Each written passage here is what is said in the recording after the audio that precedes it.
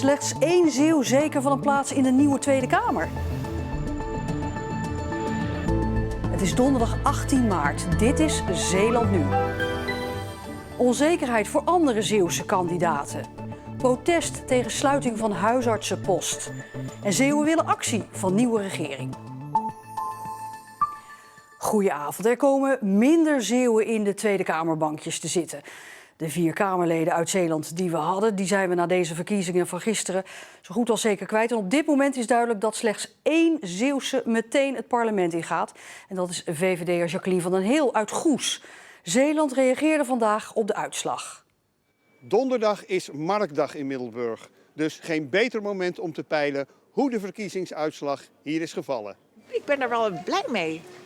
Ik geloof wel dat Rutte wordt beloond. Dat vind ik wel aardig. Ik stem geen Rutte, maar ik vind hem wel oké. En ik heb ook gekozen voor een grote partij nu. Dus. D66 natuurlijk een aardige opkomst. En sommige partijen die met een hele grote mond, vond ik, die eigenlijk toch niet gescoord hebben. Ik heb hem nog niet gevolgd, dus ik kan er geen reactie op geven. De verkiezingsuitslag nog dommer als dom. Waarom? Waarom? Omdat jullie allemaal fake nieuws verspreiden. En dat is mijn enige commentaar wat ik heb. Nou, ik heb zelf op een christelijke partij gestemd. Omdat ik het christelijk geluid in Nederland gewoon heel belangrijk vind. En de partijen van nu zijn niet echt christelijk. Het is nu al zeker dat er veel minder Zeeuwen in de Kamer zullen komen dan in de vorige periode. Maar het is de vraag of mensen dat erg vinden. Nee hoor. Nee? Wel nee. Maar die kunnen toch het Zeeuwse geluid in Den Haag laten horen? Ja, ik kan ook mijn geluid laten horen. Maar ik schiet er niks mee op. Ja, Zeeland is toch best een uithoek. En daar kijken ze toch altijd naar. Dat vind ik best wel jammer eigenlijk. Dus het zou fijn zijn geweest als er wat meer waren. Ja, zeker. In de vorige periode waren er 4 Kamerleden uit Zeeland. Nu is alleen Jacqueline van den Heel uit Goes zeker van een zetel. Ja, dat is zeker. Ja, ik zou het mooi vinden als er nog iemand bij kwam. Het mooiste misschien Chris, mijn eigen partijgenoot. Maar Joba of Barbara zou natuurlijk ook altijd nog kunnen. Maar of Jobe van den Berg ook uit Goes het haalt, is nog onzeker. Als het er nu uitziet, zijn er 15 zetels voor het CDA. Ik sta op nummer 16, dus daar val ik buiten. En daarnaast kan het ook nog zijn dat mensen die lager op de lijst staan dan ik, maar zoveel voorkeurstemmen hebben dat ze over me heen springen. Barbara Oomen is 20ste op de lijst van de Partij van de Arbeid. Omdat die partij maar 9 zetels heeft gehaald, komt zij vrijwel zeker niet in de Kamer. Die kans is heel klein, dus ik hoop maar heel erg dat die anderen die er straks wel zullen zitten, die rol ook serieus nemen, opkomen voor Zeeland. Ja, bij mij in de studio politiek verslaggever Marcel de Kraan. En Marcel, ja, 1 zetel dus voor een Zeeuw, zoals het er nu naar uitziet. Ja, zoals het er nu naar uitziet wel. Kijk, alle 150 Kamerleden die zitten daar natuurlijk voor het landsbelang. En je mag toch hopen dat ze Zeeland nog steeds een heel belangrijk onderdeel van Nederland vinden. Maar het helpt natuurlijk wel als je aan al die overlegtafels in Den Haag, als je daar mensen hebt zitten die onze regio kennen. Die kunnen dan op een gegeven moment zeggen van ja, ho, ho, bij ons is dat toch wel een beetje anders. En ze kunnen natuurlijk aandacht vragen voor typisch Zeeuwse onderwerpen. Denk aan een tolvrije Westerschelde-tunnel. Denk aan het lange vervoer dat mensen soms moeten hebben van huis naar het ziekenhuis. Denk aan de ontwikkeling van de kanaalzone Gent-Terneuzen. Ja, dat zijn toch onderwerpen die echt hier leven en die mensen van hier in Den Haag onder de aandacht kunnen brengen. Maar goed, Jacqueline van den Heel is dus goed als zeker. Joba van den Berg een beetje op het randje. Wanneer weten we meer? Nou, de definitieve uitslag moet nog komen. Dus het kan best zijn dat het CDA dan toch op 16 zetels komt. En ja, dan zitten ze er gewoon in. Dan zijn maar de voorkeurstemmen die zijn officieel pas op 26 maart bekend. Dan kan het zijn dat zij gepasseerd wordt door een ander. Dat zei ze ook net. Barbara Oomen moet in ieder geval wel wachten tot die datum. Want voor haar, zij staat zo laag. Zij moet echt wachten tot die voorkeurstemmen officieel bekend zijn. Marcel de Kraan, dank je wel.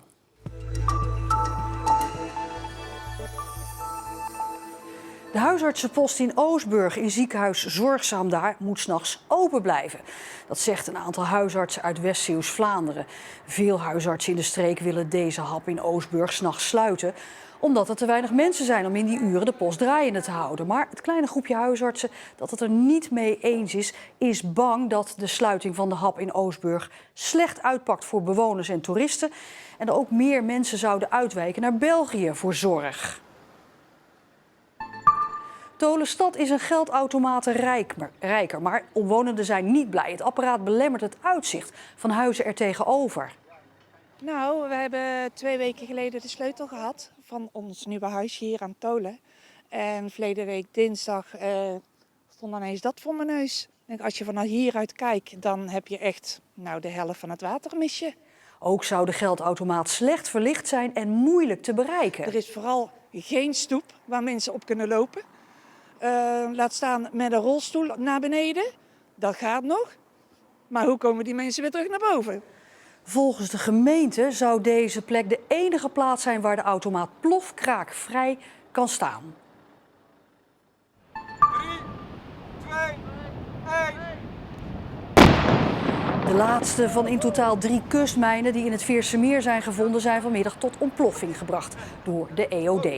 De mijnen zijn begin maart door duikers ontdekt. De hulzen van de mijnen worden nu aan het Bevrijdingsmuseum in Nieuwdorp aangeboden.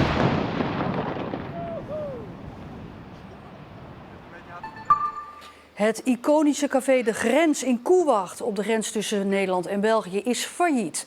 Het café bestaat al ruim 100 jaar en is het enige in Koewacht, maar overleefde de coronacrisis niet. Ronnie Aspers was pas 1,5 jaar uitbater van het café. Wij moeten €1500 huishuur betalen. En ja, wij zijn dan vorig jaar maar 3 maanden open geweest. En nu zijn we nog niet open. Dus ja, daar verdienen we niks. En we betalen alleen maar. Het café was populair bij wieler- en voetbalfans die er naar sportuitzendingen keken samen. Gisteren is bij een veilinghuis de verkoop van de inboedel begonnen.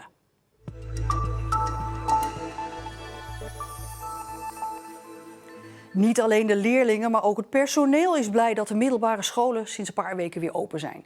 Bij het Lodewijk College in Terneuzen heeft conciërge Sjoerd van Helmond de leerlingen op de hoogte gehouden van het reilen en zeilen in de lege school. En dat deed hij door het maken van vlogs. En nu heeft hij de rode loper voor de leerlingen uitgerold. Maar ik ben blij dat je er bent. Het liefst zou Sjoerd alle leerlingen een high five geven. Maar hij vindt het al geweldig om de leerlingen weer te zien. Er zijn heel veel leerlingen die komen weer een praatje maken. Die hebben je gemist en andersom natuurlijk. Dus nou ja, ik ben een blije conciërge. Een maand geleden zag het er in de school nog heel anders uit. Toen was Sjoerd in de lege school druk in de weer met stickers plakken en tafels uit elkaar zetten. Dit is 1,5 meter. En met een groene sticker geven we aan waar ze wel mogen zitten. En de tafeltjes zonder sticker, daar mogen ze niet zitten. Sjoerd weet maar al te goed hoe belangrijk het is om de afstandsregels na te leven. In december was er een corona-uitbraak op de school en werd hij ook ziek. Ik vond het ook ergens wel een beetje beangstigend. Ik denk zo, waar gaat dit naartoe? Dat is gelukkig allemaal wel weer op zijn pootjes terechtgekomen. Maar de nasleep van de corona is in ieder geval voor mij lastiger geweest dan de corona zelf. Daar kwam er met een lichte verkoudheid vanaf, maar de vermoeidheid speelt nog wel parten. Daarom werkt hij nu nog steeds niet fulltime. Maar dat is gelukkig ook niet nodig. Het feit dat er nu maar 1/3 van de leerlingen aanwezig is, geeft ons ook de ruimte om inderdaad te kunnen zeggen van nou jongens, ik zit er doorheen voor vandaag, redden jullie het met de rest? Dat lukt vooralsnog prima. Maar na de lunch is het altijd even aanpoten. Ze kunnen er een rommeltje van maken soms, dus wij hebben nu al meer werk. Maar we vinden het best fijn ook dat we nu onze normale dagelijkse karweitjes weer hebben. Want als je al zo lang zonder leerlingen zit, dan heb je eigenlijk alles al wel gehad, alles al in je handen gehad. Dus op een gegeven moment dan ben je bijna aan het verzinnen wat je moet gaan doen. En nu is het heel duidelijk, troepruimen. Toch zou Sjoerd het wel fijn vinden als de leerlingen hem daar een handje mee helpen. Hij is aan het begin van de lockdown begonnen met vloggen, om contact te houden met de leerlingen thuis. Kijk, hier achter mij, kunt u het nu bijna niet zien, dat hier aantikken. Aan schermen. Nu wil hij zijn vlogs inzetten om de leerlingen over iets anders bij te praten. Zoals het belang van het opruimen van je eigen rommel.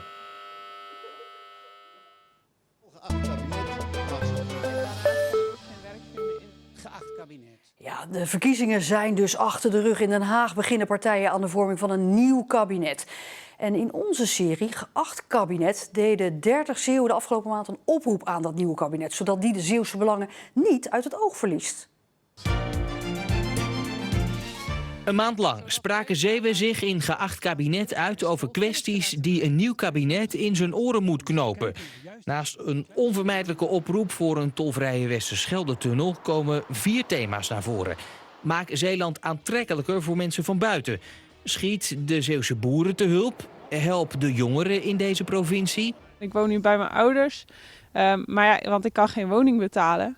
En daarnaast kan ik ook geen werk vinden in het vakgebied waar ik ben afgestudeerd. En dat is film en media.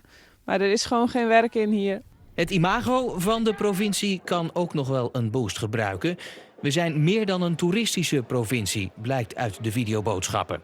Niet iedereen wil in het toerisme werken of receptionist worden. Er moeten ook banen zijn voor mensen die iets anders willen doen. Welgeacht kabinet, maak Zeeland interessant voor hoogopgeleide mensen. Ik zou zeggen voor Rut. En er moeten extra medische voorzieningen en zorgpersoneel komen. Zeeland is een provincie die sterk te maken heeft met vergrijzing en ontgroening. Dat betekent dat we extra handen in de zorg nodig hebben. Geacht kabinet, zorg voor meer medisch en zorgpersoneel in Zeeland. Het wordt nu echt tijd voor positieve promotie van onze provincie. Ja, aangeschoven is collega Esther Dijkstra. Esther, je hebt aan die serie meegewerkt. Geacht kabinet, maar wat voor gevoel heb jij nou aan al die reacties overgehouden? Echt een gevoel van betrokkenheid van die Zeeuwen. Ze willen vooruit, ze willen vernieuwen, ze willen verbeteren. En daarover ga je dan met elkaar in gesprek en met het kabinet. Ja, dus heel veel reacties zijn er ook gekomen, hè? Ja, heel veel. En er zijn ook heel veel Zeeuwen bereikt. Via de website, via social media en de radio. En met die Zeeuwen hebben wij dus ook discussie gevoerd. Ja, welke oproepen kregen nou de meeste bijval? Nou, op de website was er ook een stelling naast de opdracht. En dan konden ze dus reageren met ik ben het ermee eens of niet. En de opdracht voor meer mensen en meer geld in de zorg, die heeft het heel goed gedaan. Die konden rekenen op 94% van de stemmers die het ermee eens waren. En ook Nienke Rol uit Vlissingen, die wilde dat het bouwen aan de kust zou stoppen.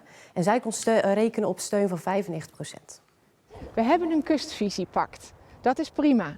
Maar door de mazen van de wet gaan projectontwikkelaars toch bebouwen. En dat is niet de bedoeling. Laat deze kust met rust. Iedereen kan van de natuur genieten. De natuur is van iedereen. Maar een paar chalets en hotels is voor de happy few. Dat wil niemand. We willen geen België. We willen niet grote torens en dat je niet meer kan genieten van het bos en de duinen en het unieke landschap. Geacht kabinet, laat de unieke kust van Zeeland met rust. Geen bebouwing. Ja, in ieder geval, deze kreeg dus de meeste bijval. 95% van de stemmers zei, ik ben het ermee eens.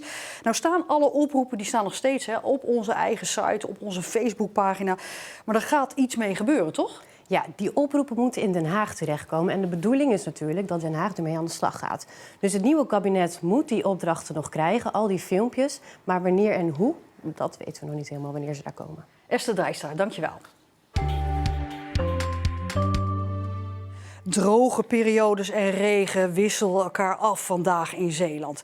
En met 7 graden gemiddeld was het toch eigenlijk best fris. En morgen en overmorgen, die zijn droog, wel met een frisse noordenwind. Zondag dan wordt het weer ronduit regenachtig. En meer nieuws uit Zeeland vindt u op onze site en op onze app. Nog een hele fijne donderdagavond.